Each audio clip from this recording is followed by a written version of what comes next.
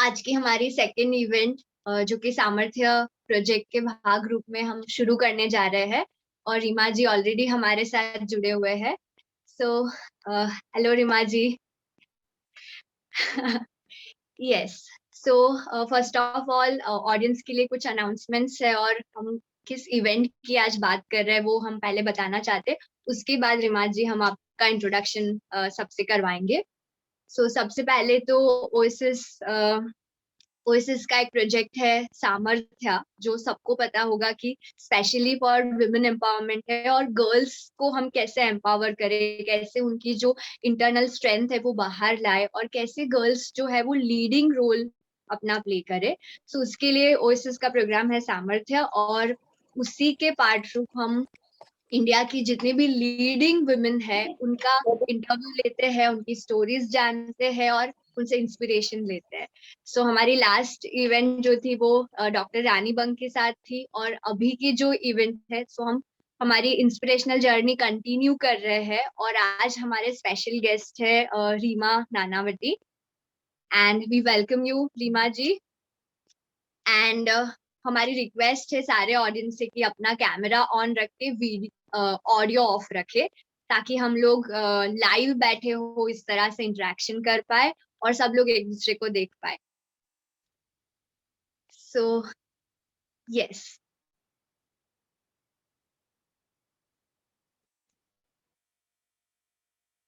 Okay, so first of all, I would like to introduce Rima ji.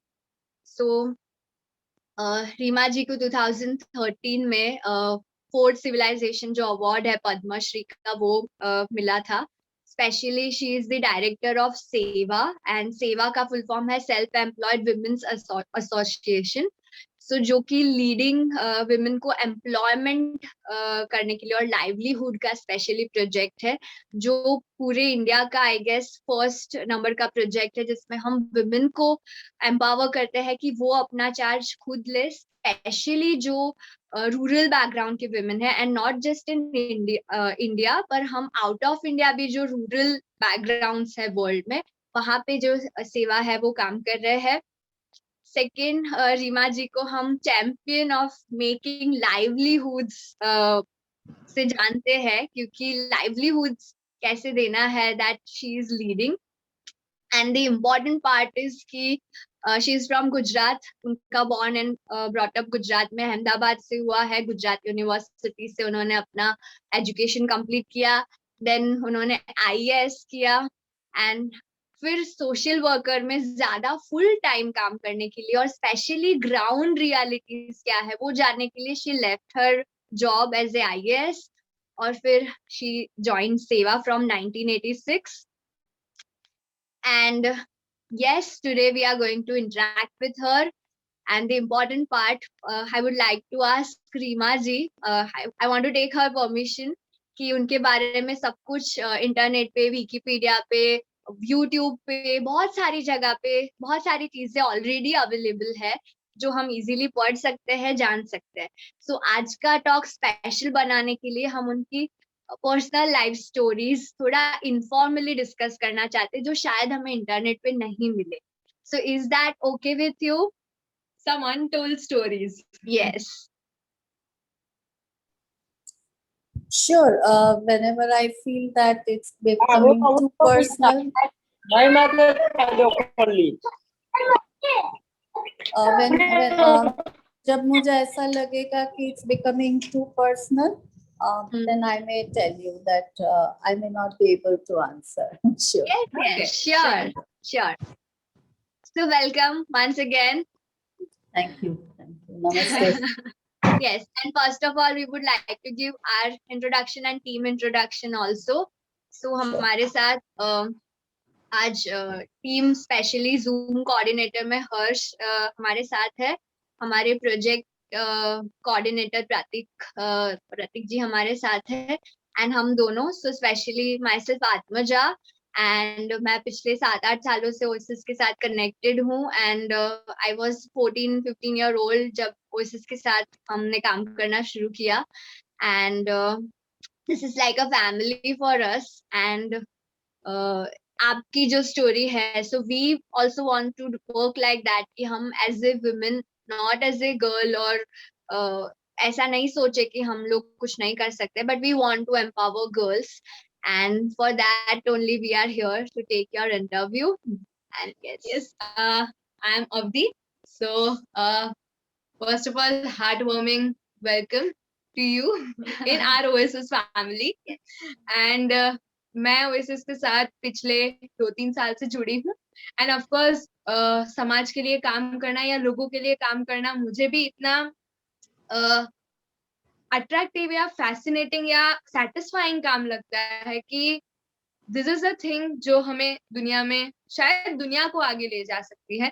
मैं नहीं, लेकिन कैसे मेरा पूरा परिवार, मेरे आसपास के सब लोग कैसे ऊपर जा सके. सो विद दैट स्पिरिट मैं भी ओएसिस के साथ जुड़ी हूँ, और अभी ओएसिस के साथ ये हमारा ओएसिस है जिसको हम आगे लेके जा रहे हैं.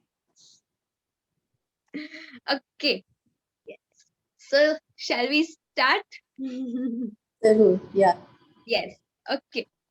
सो रीमा जी, सबसे पहले हम आपको ये पूछना चाहते हैं कि आपने बहुत सारा काम किया, आपके बहुत सारे अवार्ड्स हैं, आपकी बहुत सारी अचीवमेंट्स हैं, लेकिन अगर आपको अपने पर्सनल लाइफ में से या अपनी लाइफ को रिवाइंड करके देखना हो, तो which are the 3 most satisfying moments of your life, 3 most happiest moments of your life, अगर आपको बताने हो तो? Thank you. इट्स मेरे लिए ये बहुत ही सौभाग्य की बात है कि आज आपने मुझे यहाँ आपसे बात करने के लिए बुलाया, आमंत्रित किया, मौका दिया. वैसे तो मैं मेरी पर्सनल बातें बहुत करती नहीं हूँ, क्योंकि सेवा में हमारी पूरी हम एक फैमिली की तरह ही काम करते हैं. पर आपने ये जो प्रश्न मुझे पूछा कि जब मैं रिवाइंड करती हूँ तो ऐसी कौन सी 3 बातें हैं जो मुझे लगती है कि मेरे लिए बहुत ही या तो आनंददायक है या तो बहुत ही यादगार है मेरे जीवन में. सबसे पहली बात तो ये है कि हम लोग 5 बहनें हैं, और जब मैं जब बॉर्न हुई थी उस वक्त की अगर बात करें तो मेरे पेरेंट्स ने कभी हमें ऐसा महसूस नहीं होने दिया है कि हम लड़कियां हैं, लड़कियां ये कर सकती है वो नहीं कर सकती है. तो मुझे लगता है कि मेरे लिए तो सबसे महत्व की बात यही है कि मेरे पेरेंट्स उस जमाने में कितने लिबरल और प्रोग्रेसिव थे कि उन्होंने मुझे नहीं लगता कि कोई भी उनकी बेटी को उन्होंने रोका होगा कि उसको जो कुछ भी करना हो वो या तो सीखना हो तो उन्होंने रोका होगा कि नहीं, आप तो लड़की है, आपको ये करके क्या फायदा होगा, या तो लड़कियां तो यही कर सकती है. तो मुझे लगता है कि सबसे मेरे लिए जो सौभाग्य की बात है कि इतने अच्छे मेरे पेरेंट्स थे, मेरा परिवार भी इतना अच्छा था कि हम सब बहनों को जो कुछ भी हमें जीवन में करना था, सीखना था, अनुभव लेना था, उनका उन्होंने मौका दिया. दूसरी मुझे जो एक महत्वपूर्ण बात लगती है वो कि जब मैं सेवा में आई तो मुझे याद है कि मैंने एमएससी किया, मैंने आईएएस के प्रिलिमिनरी एग्जाम्स दी थी, उसके बाद मेन एग्जाम भी दी. फिर मैं पढ़ती थी, अखबारों पढ़ते रहते थे, हम आईएएस ट्रेनिंग सेंटर में जाया करते थे. तो मैंने सेवा में लिखा था कि मुझे ये वेस्ट कलेक्टर्स के बारे में समझने की काफी गुंजाइश है. तो जैसा अभी भी होता है कि हम कई बातों है ना उसको बाजू में रख देते हैं कि ये तो हम धीरे धीरे इसका जवाब देंगे.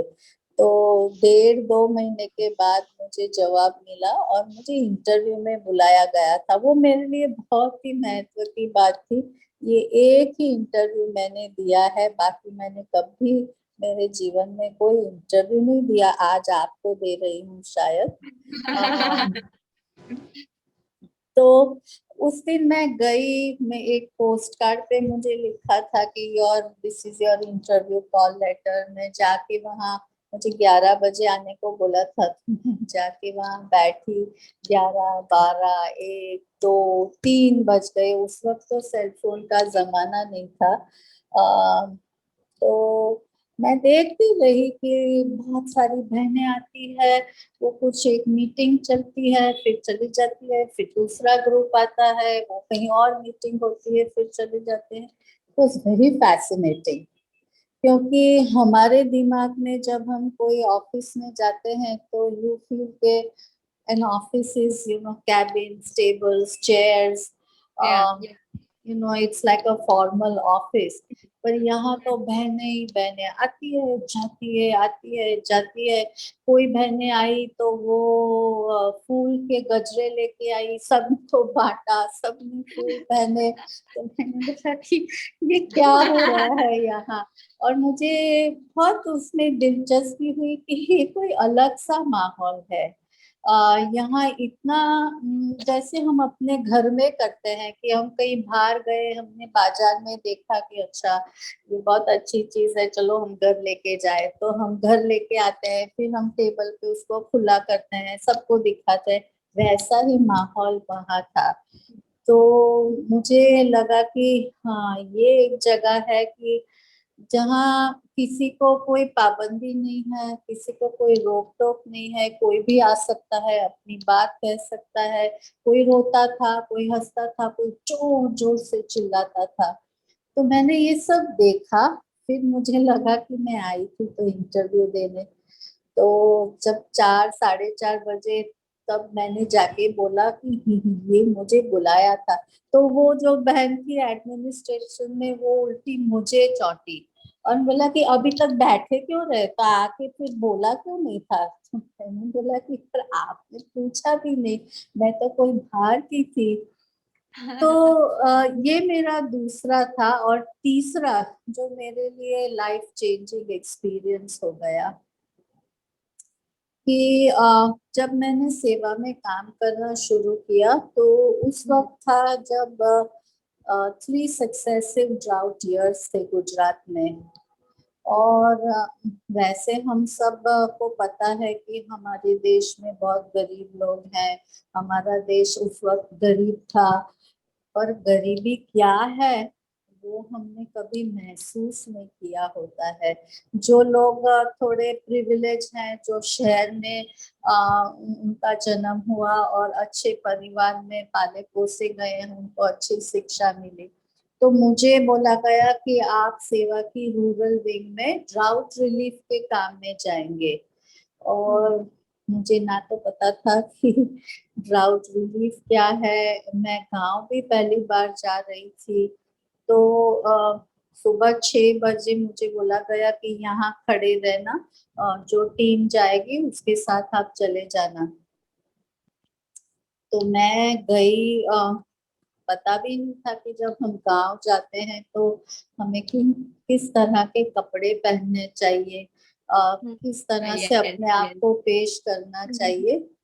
तो मैंने तो जो मैं रोज पहन के जाती थी वैसे स्कर्ट और टॉप पहना, बहुत अच्छी भरी हुई चप्पल पहनी, और मैं सबके साथ गई। तो गांव वाले मुझे जैसे कोई एक अलग सा प्राणी आ गया हो ना, जानवर, ऐसे देखते रहे। तो मुझे भी लगा कि भाई क्या हो गया, क्यों मुझे ऐसे घूर घूर के देखते हैं। तब मुझे समझ में आया कि उनको मुझ में कुछ अजीब सा लग रहा है कि ये गांव आई है, क्या करने आई है, कैसे कपड़े पहन के आई, कैसे तैयार होके आई है। और फिर मैं दूसरे दिन गई, तीसरे दिन 5:30 बजते थे तो वो तो गवर्नमेंट का रिलीफ का काम था, वो बंद हो जाता था। पर जो बहनें खोदती थी वो दूसरी जगह जाके कुछ खोदने लगती थी। तो चौथे दिन मुझे लगा कि क्यों ऐसा होता है। मैंने जाके उनको पूछा कि आप घर नहीं जाएंगे। तो एक थोड़ी बुजुर्ग बहन थी, उसने मुझे बताया वो घास की गांठ, जड़ की जड़ थी, ऐसी ट्यूबर्स। मैंने बोला कि यही हमारा दिन का खाना होगा। अगर हम उसको पूरा इकट्ठा करके घर नहीं ले जाएंगे तो हम खाएंगे क्या।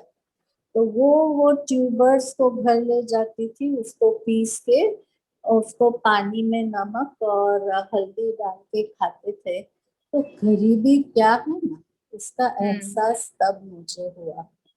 और जो गांधी जी की बात है सादगी की, वो मुझे किसी को समझानी नहीं पड़ी।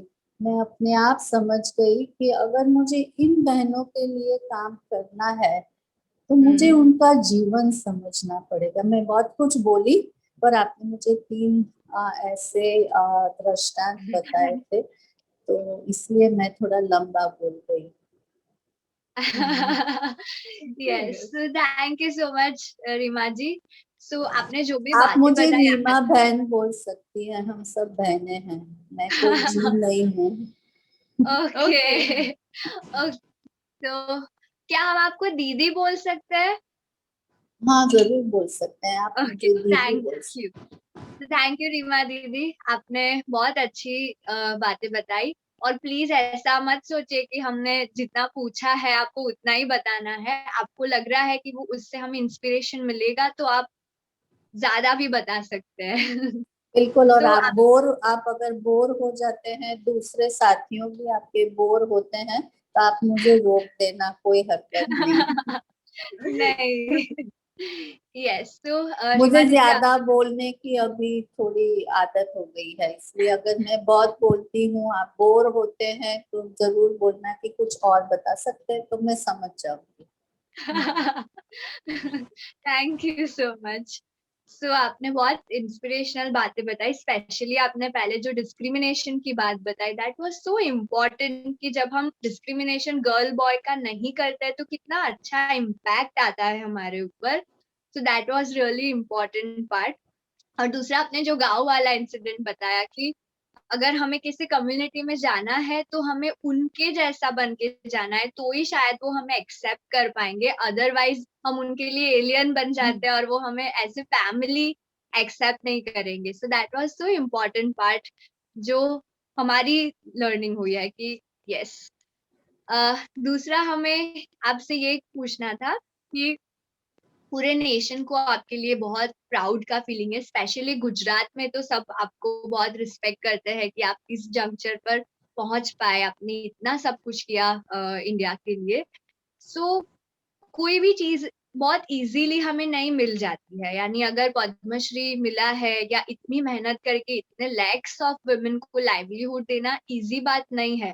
तो सबको सक्सेस दिखाई देती है, लेकिन उसके पीछे का जो स्ट्रगल है, उसके पीछे के जो पेनफुल डिसीजंस है, वो शायद सबको नहीं पता होते हैं। तो आपके 2-3 ऐसे डिफिकल्ट डिसीजंस क्या रहे या चॉइसेस क्या थी जिसकी वजह से आज आप जहाँ पे है वहां पे पहुंच पाए? तो अगर वो डिफिकल्ट डिसीजन नहीं लिए होते तो शायद आज आप भी एक कॉमन वुमेन की तरह ही होते और एक्स्ट्रा ऑर्डिनरी नहीं होते। पहले तो मैं भी अभी भी एक कॉमन पर्सन ही हूँ। मैं कोई एक्स्ट्राऑर्डिनरी हूँ नहीं, हम सब लोग एक जैसे ही हैं, हम सब लोग इसलिए मैंने बोला कि आप भी मुझे रीमा बहन ही बोलो, हम सब बहनें हैं। Sisterhood, solidarity. आपने जो पूछा उसमें मुझे लगता है कि अ, आप जब अपने अंदर की बात सुनने लगेंगे ना, हम्म कई बार ऐसा होता है कि हम बहुत सोचते हैं कि अच्छा, मेरे साथियों तो ऐसा करते हैं तो मैं भी हम्म ऐसा करूं। हम्म अम, ये लोग क्या सोचेंगे, वो क्या सोचेंगे, और उसमें हम हमारे मन की बात को भूल जाते हैं। तो और अपने मन की बात को सुन के उसको फॉलो करना वो सबसे मुश्किल बात है, वो वैसे इजी नहीं है। तो जब मैंने सेवा में काम शुरू किया, वैसे तो अगर मैं चाहती तो मैं ट्रेनिंग में जाती, मैं कहीं कलेक्टर भी बन पाती थी। पर मुझे ऐसा लगा कि पहले तो मन में ऐसा था कि हाँ, मुझे भी कुछ बड़ा बनना है, मुझे भी कुछ करना है। तो पर मुझे लगा कि मैं थोड़ा सेवा में समझूं, अनुभव ले लूं कि हमारे देश के गांव क्या है, हमारे देश के लोग क्या है। और जब जैसे जैसे मैं और समझने लगी, तब मुझे पता चला कि यही तो सही काम है। मुझे कोई एक बड़ा डेजिग्नेशन मिल जाता, पर वैसे मुझे हाँ जी हाँ, हाँ जी हाँ, या तो मुझे कोई मिनिस्टर की चापलूसी करनी पड़ती, या तो मुझसे बड़े कोई होते साहब तो मुझे उसकी चापलूसी करनी पड़ती। वो मुझे जो मेरे मन में होता कि ये गलत बात है, ऐसा नहीं होना चाहिए, फिर भी मुझे क्योंकि मेरे सीनियर बोल रहे हैं तो मुझे उसमें हाँ हाँ करना पड़ता। तो अगर हमारी नैतिकता ऐसी नहीं है, तो जो जो काम मुझे सेवा में करने को मिलता और उससे मुझे जो संतोष मिलता है, वो संतोष मुझे और कहीं नहीं मिलता। तो बहुत बहुत बड़ा डिसीजन लेना था कि ऐसी डिग्री ली और फिर ऐसी कॉम्पिटिटिव एग्जाम की, और अभी मैं एक ट्रेड यूनियन में चली जाऊंगी तो क्या लोग बोलेंगे।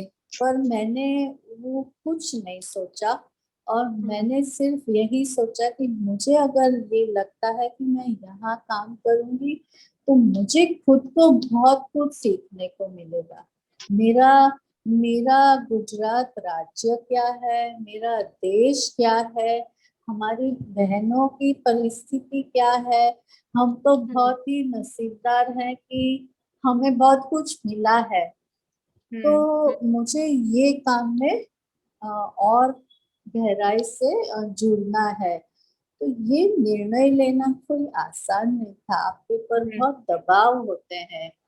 फिर जैसे 1 साल 2 साल मैं उस वक्त बनासकांठा कहा जाता था, अब वो डेजर्ट एरिया है, तो मैं वहां जाके ईला बहन जो हमारे फाउंडर हैं, हालांकि वो अभी मेरी मदर इन लॉ है, पर वो तो मैं सेवा में आई उसके बाद हुई। वो मेरी मदर इन लॉ थी तो इसलिए मैं सेवा में घुस गई, ऐसा नहीं था। पर मैं तो अपने मन से सेवा में आई थी। वो तब राज्यसभा में थे, अब वो मेंबर ऑफ पार्लियामेंट थे। तो वो एक दिन वो आने वाले थे तो सब लोग बोलने की बहन आने वाली है, बहन आने वाली है, बहन आने वाली है।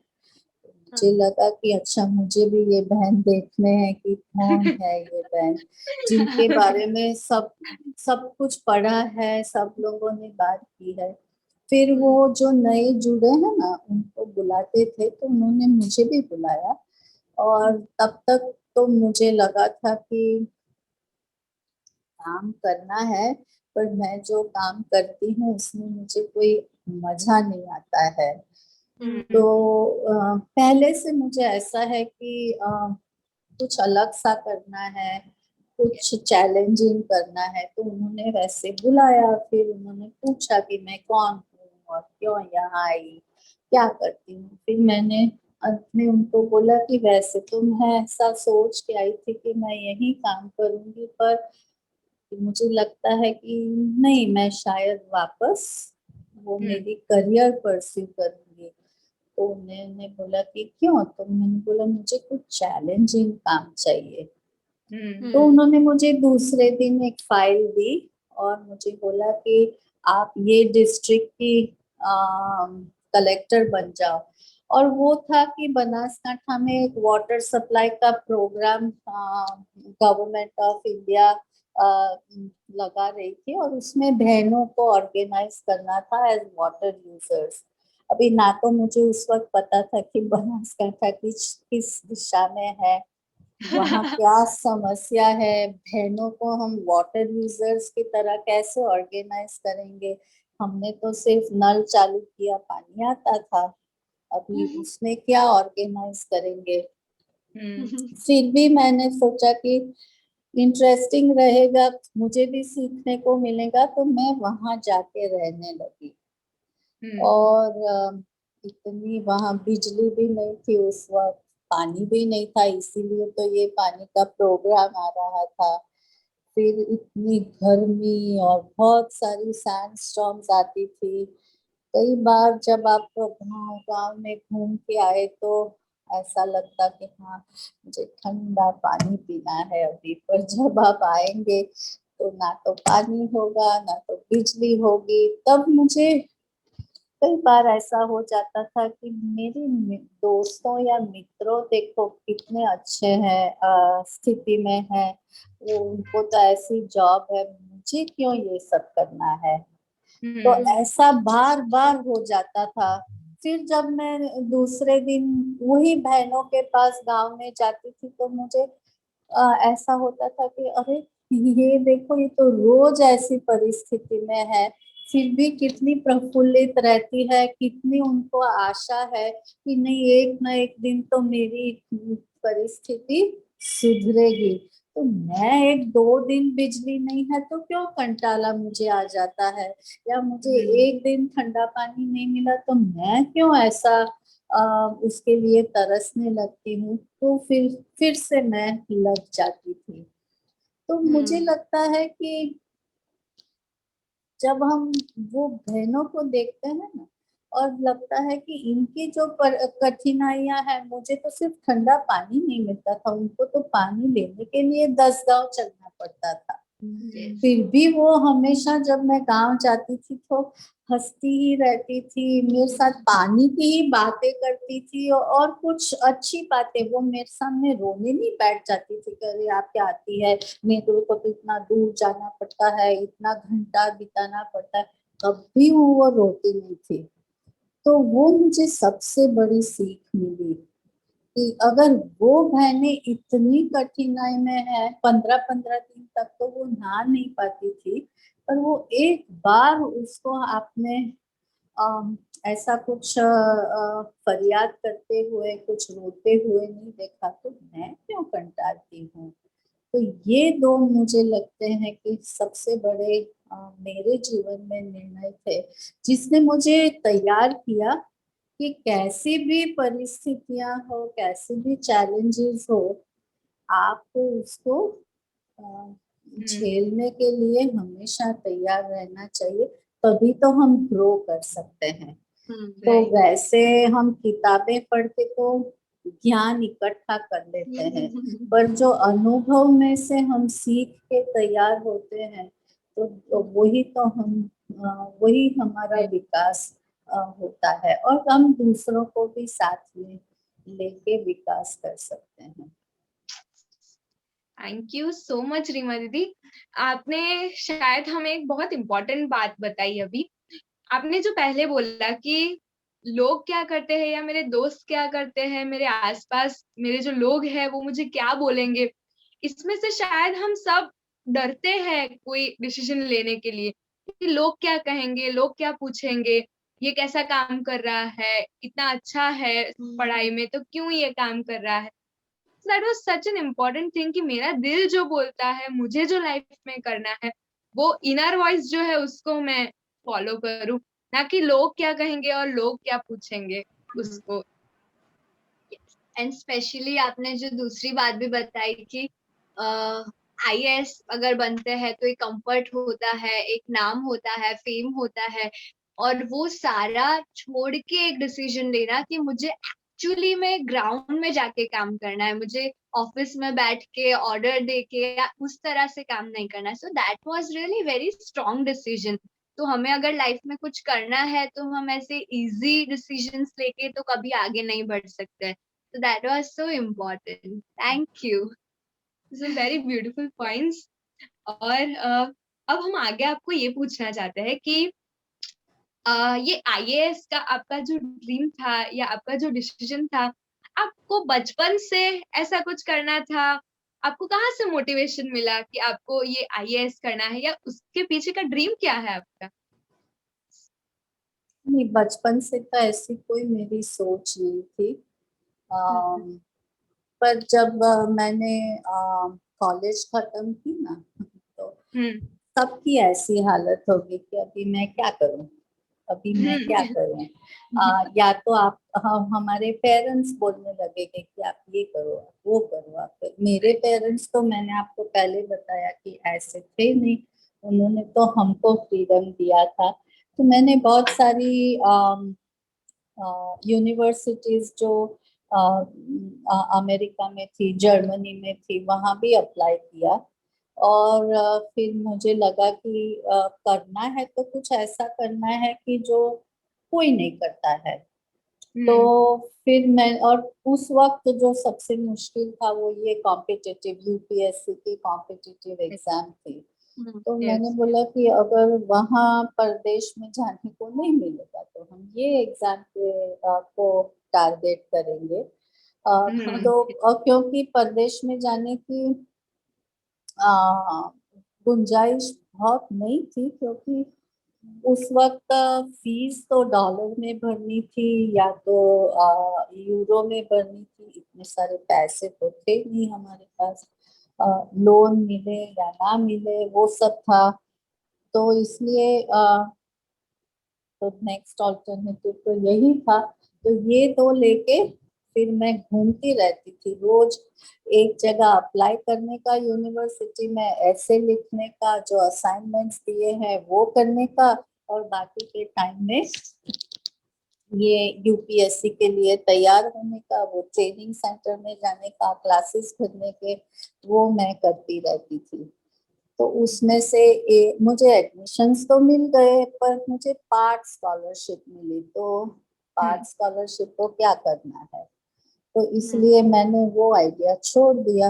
और मैंने सोचा कि कोई बात नहीं, अभी वहाँ टाइम नहीं बिगाड़ना है, तो यहाँ हम फोकस करेंगे। और साथ साथ फिर मैंने एमएससी का भी पढ़ना शुरू कर दिया। तो दैट वाज इट। पर मैं कोई ऐसे बहुत सोचती नहीं हूँ। मेरा अप्रोच ये रहा है कि कम जैसे आता है वैसे आप जो भी चैलेंजेस हो या जो अपॉर्चुनिटीज हो उसको लेते जाओ। अगर आप उसके पीछे दौड़ने लगेंगे तो हम दौड़ते ही रहेंगे, वो कभी हम पकड़ नहीं पाएंगे। और उसमें क्या होता है, जो है वो छूट जाता है, और जो नहीं है उसके पीछे हम दौड़ते रहते हैं।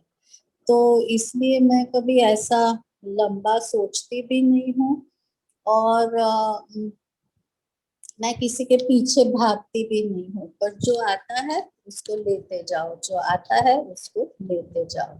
तो that's my approach. Thank you so much. So actually सारे यूथ्स को ऐसे ही फीलिंग होती है कि हम कुछ चैलेंजिंग करें, कुछ डिफिकल्ट करें, इजी इजी करने में कोई मजा नहीं है। So that was really good spirit.